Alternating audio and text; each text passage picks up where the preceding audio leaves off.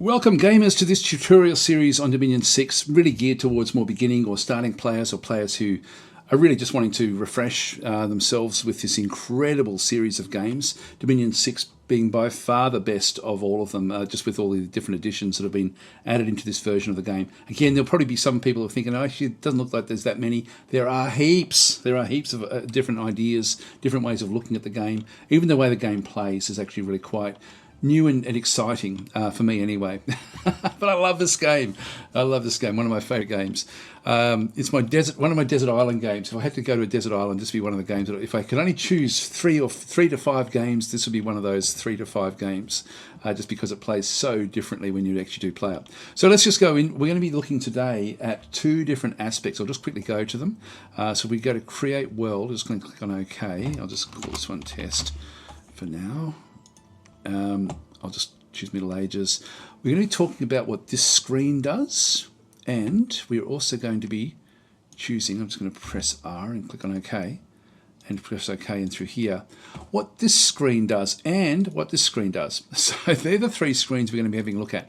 It's sort of like it's the bread of the sandwich. So all of the stuff that then follows about game creation will be put after this like the meat and the veggies, not the veggies. You don't put a veggies in a sandwich, but the meat and the salad and the sauces are all going to be spoken about in subsequent videos that we sort of skipped over. But if I go back and cancel, it's this screen and, as I said before, the last screen as well. So if we click past this one, click on OK, click on OK. So we'll talk about both these screens. So there'll be a little bit to talk about. There's a bit in through here, and then we can just come back and, as I said, sort of just go through. So we'll start here with choosing the participants. So you're going to be coming into this one through here. Right, what we're going to be talking about in here is, first of all, you choose your nation from here, as we've sort of seen there before. You've already now chosen your age that you're going to be playing in, and you'll then have a selection of different factions to play. So by all means, sort of you can do all that, or just leave it random, whatever you want. There's also something that's really quite interesting in here, and that's to actually play a random land nation or a random water nation, where it'll sort of pick and choose. Most of the water nations tend to be at the bottom of the map. So, for example, from east all the way through to Raleigh, these are sorts of nations that do enjoy the water, and so you can actually either exclude them. And one thing I like to do, and I would suggest that if you're new to the game, I would suggest that you don't play with any water nations and just play with land nations, just so you get used to dealing with the land before you have to then deal with the water. It can be very hard to break into the water if you're a land nation, and it can be hard to break into the land if you're a water nation. So it makes it more difficult for you depending on what's going on. So if we just go back out and cancel that, we can, for example, you can also just go back in and click on these, click on none. I hope that there's less of these at the start, because I'm going to show you something in just a minute. Let's just say that I'm an absolute raw beginner of a player, and what I want to be doing is I want to be having an AI that's not going to be very challenging, and an AI that is going to be quite defensive, so it's not going to be all that aggressive. I can just go across and choose, for example, a random land nation in through there. I can right click to make it go back towards an easy AI, or I can left click to make it more difficult. So choose what you want there with the actual AI itself, but also the AI type. You've got standard, defensive, aggressive. So if we wanted to play defensive in like this, for example.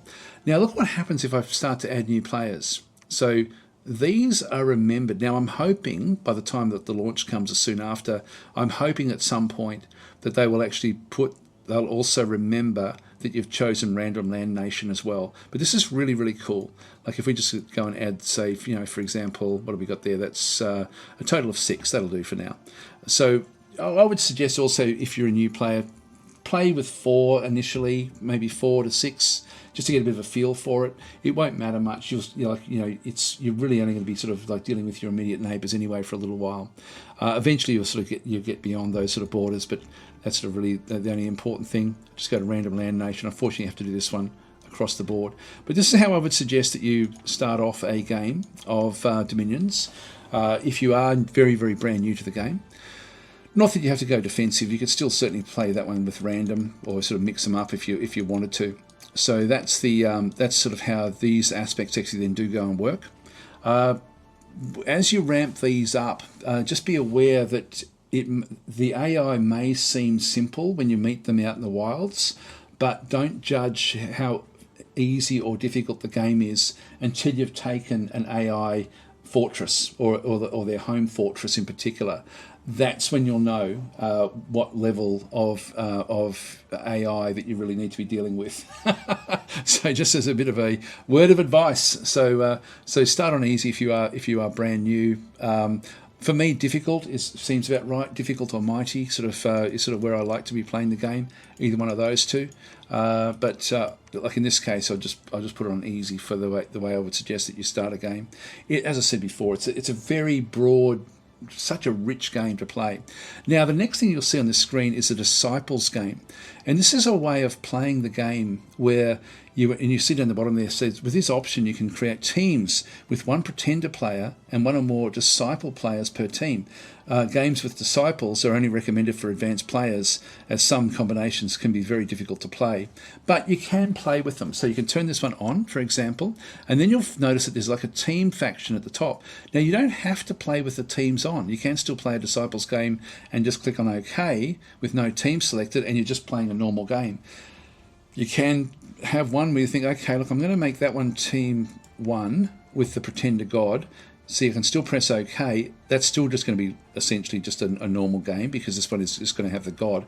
If I go and press team 1 through there, I can't have 2 pretender gods in the same team. And so I can't actually, it says there must be exactly 1 pretender god per team.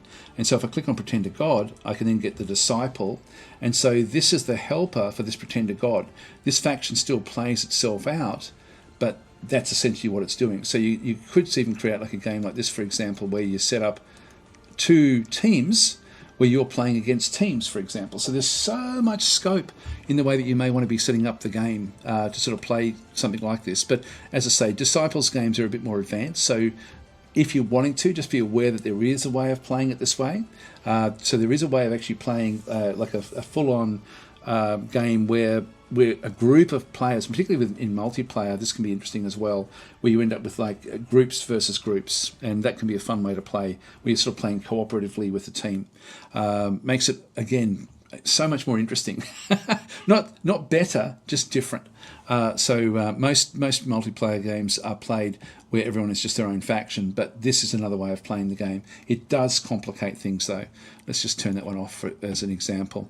Let's go now to the back end, and I'll just talk about the other settings at the back end of the other piece of bread of the sandwich. So we'll just go past all of these. Click on OK, press R just to get a random one, and then we come to the screen here. So what we have was a split between the overall world setups and the throne setups. Now, thrones I'll talk about in just a minute, but this is really, really important. So make sure you don't just skip past this one. You will be wanting to change a few things in here. Some of these I hope that they change by default, so that the defaults are different, but I'll come back to these. But the thrones are critical, so don't skip ahead or skip to where the thrones are mentioned if you're wanting to look at how these actually do work, because these also change the way that you play the game a lot.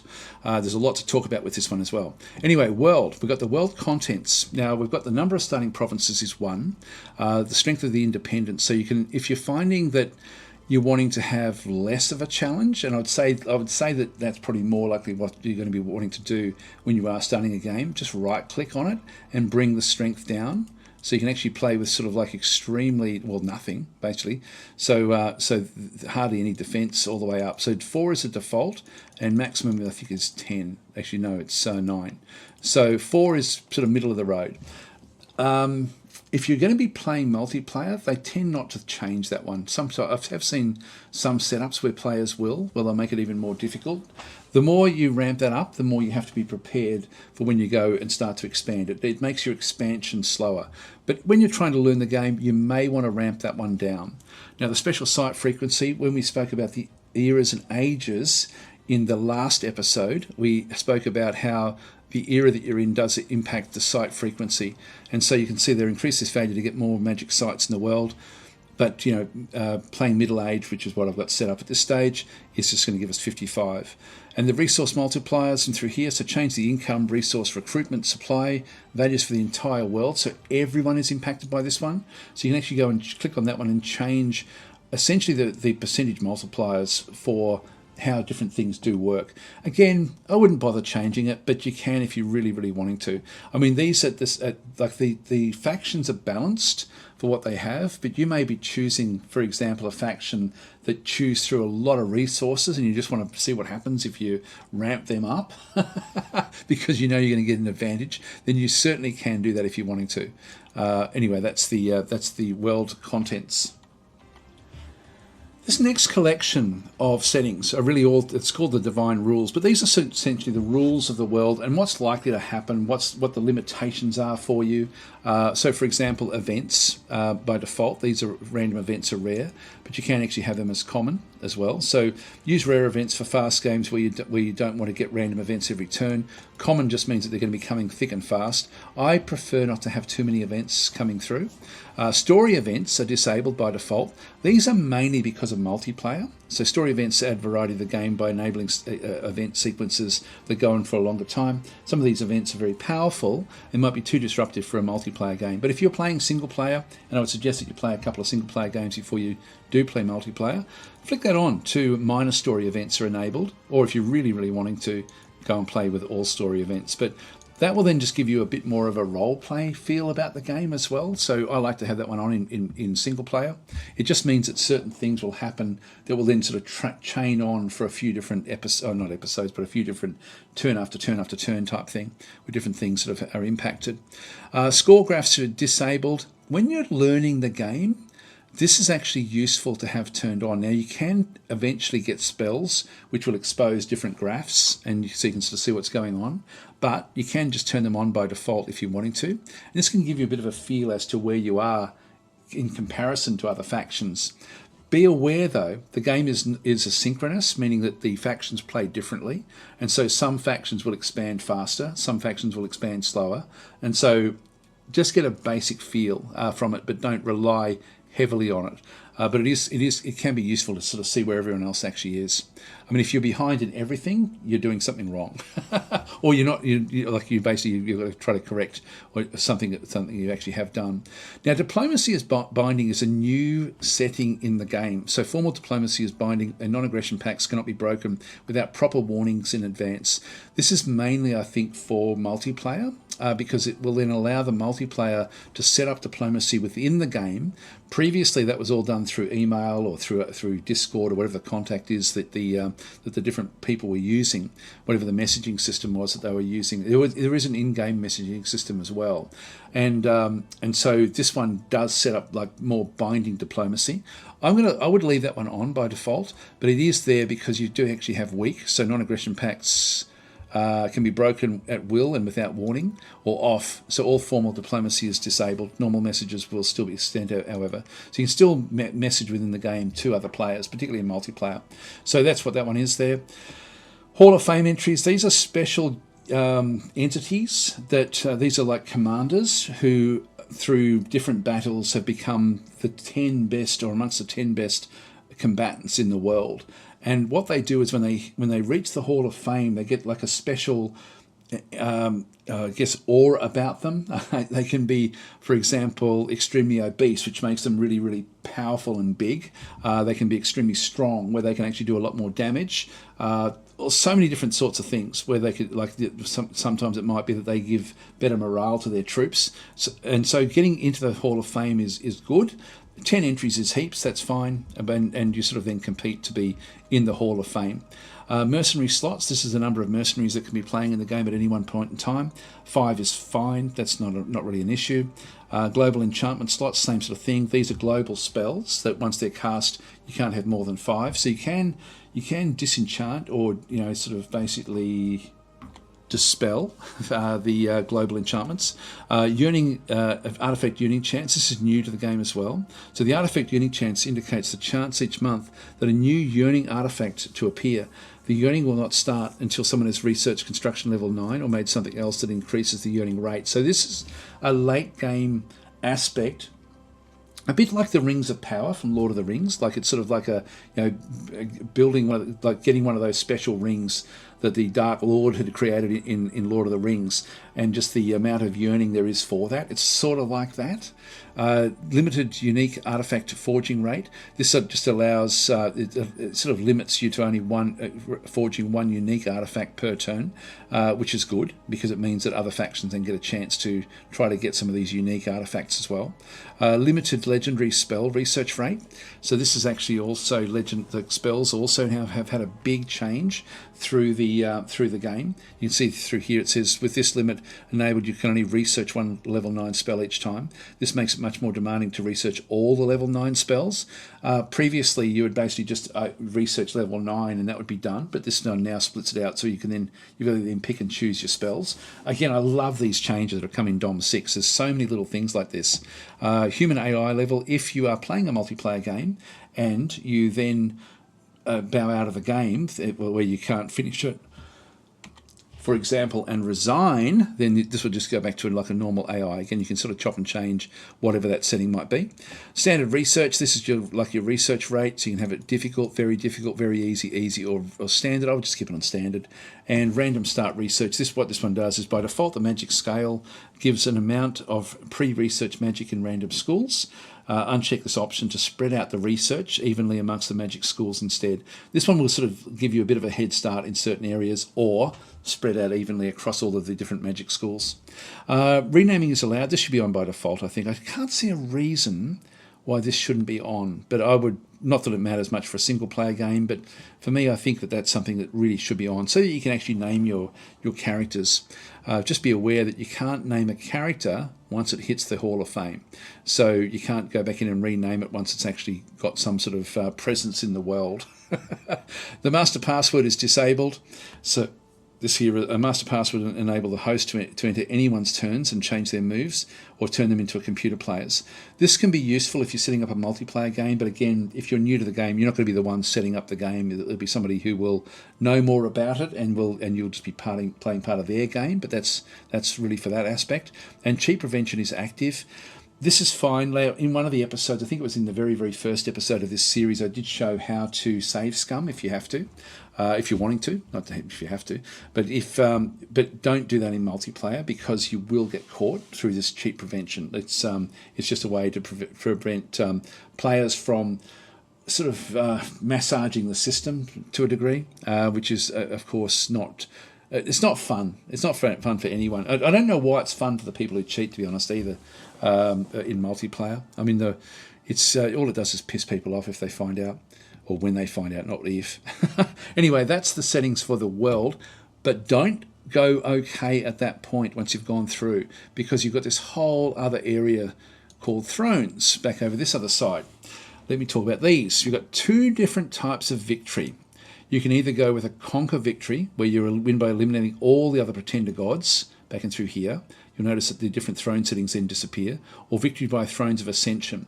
Now, the Thrones of Ascension victory is now the default way of playing the game. It was also back in DOM 5. I don't think it was in DOM 4. I can't remember exactly when that did change. What that then does is it opens up these throne settings when you're playing the Thrones of Ascension. And so what you then have to do is you have to essentially control ascension points for a turn or two. I forget actually how long you need to actually do that one for. It won't tell us in there. I'm not exactly sure of the amount of time that you've got to be able to do it. Yeah, so it says down the bottom there, a province with a level 1 throne is guarded by a slightly larger than usual independent force and will yield 1 ascension point and a minor bonus effect to the pretender who claims it. Claiming a throne requires a pretender, disciple, or a level 3 priest. Now, I'll probably do an episode on the Thrones of Ascension and how they actually do work, but don't feel compelled to do what the game is giving you. You can actually make it so that you end up with a, like you can say, okay, look, I want to, 6, like usually whatever the number of players are is whatever it'll have in through this other side. But you can say, okay, look, I'm still going to keep it 6, but let's make it say we've got 10 level 1 thrones on the actual map, which means that you only need to get 6 of the 10 to be able to win the game. Or you may sort of decide, okay, look, let's go and make it so we've got, say, 4 of these it'll give you a bit of a warning. So the total number of ascension points is 4. And if we then go and say go and grab another couple of the of these of the level 2s, and you can see there we've got 2 times 2 is 4, plus 4 gives us 8. So we don't have to have all, like this would still give us, we only need 6 points to actually win. And so you can mix and match this really quite thoroughly. It may be that you decide, okay, look, I'm going to have 6 points, but I'm going to actually have 2 level 3s.